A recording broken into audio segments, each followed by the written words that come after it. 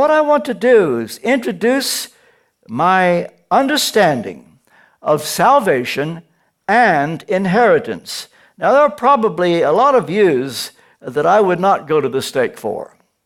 I have ecclesiological views, for example. What I believe, but I wouldn't die for my ecclesiology. For one thing, there's at least 3 ecclesiologies taught in the New Testament. The Presbyterian form of government, the Episcopal form, the Congregational, and I wouldn't go to the stake for what I believe about ecclesiology. But I want you to know that what I teach now, I would die for. I would go to the stake for this. It's something I believe to my fingertips, from the crown of my head to the soles of my feet. Now here's the thing.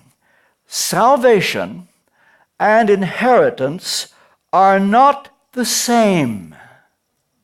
Salvation, being born again, is what makes inheritance possible, but not inevitable. Going to heaven is inevitable. Coming into your inheritance is possible, but not inevitable. Being born again assures you of going to heaven, but does not in and of itself guarantee your inheritance. Salvation, therefore, assures us of eternity in heaven, but does not in and of itself show that you're going to come into your inheritance. Because how we show gratitude to God for being saved, how we grasp what He wants us to do, is something separate from salvation. Let me put it this way. We show gratitude for being saved, and then come to grasp the lot that God has designed for each of His children. Now, here's a crucial point. According to Psalm 47, verse 4, God chose our inheritance for us. And each one's inheritance is tailor-made just for you. And God has chosen what that will be. It's the lot. In fact, that word lot, I'll come back to. Well, here's the thing.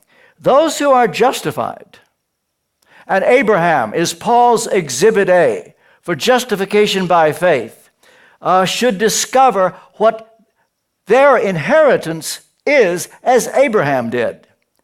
And there were things that God had in mind for Abraham after he believed the promise.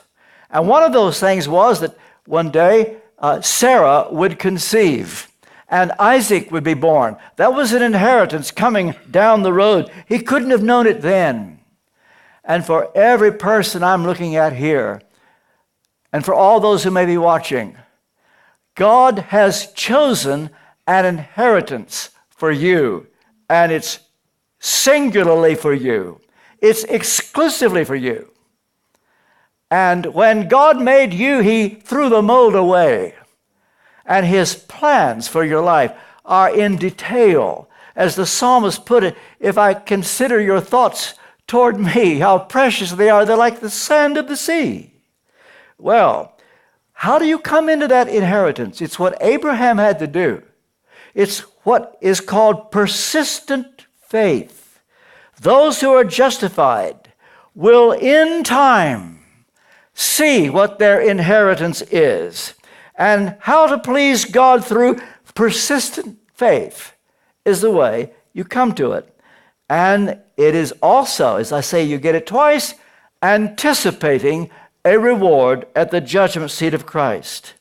Well, now, the New Testament teaching on inheritance must be based upon a sound doctrine of salvation. And it's at this point I would stress that the concept of inheritance cannot be appreciated, possibly not even understood, unless you first believe once saved, always saved. Here's why. If you don't believe once saved, always saved, you will think that inheritance and salvation are the same thing. So if you don't come into your inheritance, you're going to lose your salvation. That's where you make the big mistake. Now, we're talking about the eternal security of the believer. He's going to go to heaven. And you're not saved by works. By grace are you saved through faith. That not of yourselves, not of works. You see, my Aunt Ruth thought it was works. And she said, what if I don't make it? What if, now I've been there, what if I don't make it? Because it was drummed into her that you do this, you don't do that. And this is how you know you're saved, according to the view of those who don't believe. Once saved, always saved. But here's the thing. The believer is sovereignly chosen from the foundation of the world, and even that not according to works. When God saw us from the foundation of the world, it wasn't because he knew in advance that we would believe, and then he chose us. Wrong. Or he didn't choose us because he knew that we would manifest good works and therefore say, oh, I'll pick you. Wrong. According to Paul, we were chosen not according to our works, but according to his own purpose and grace.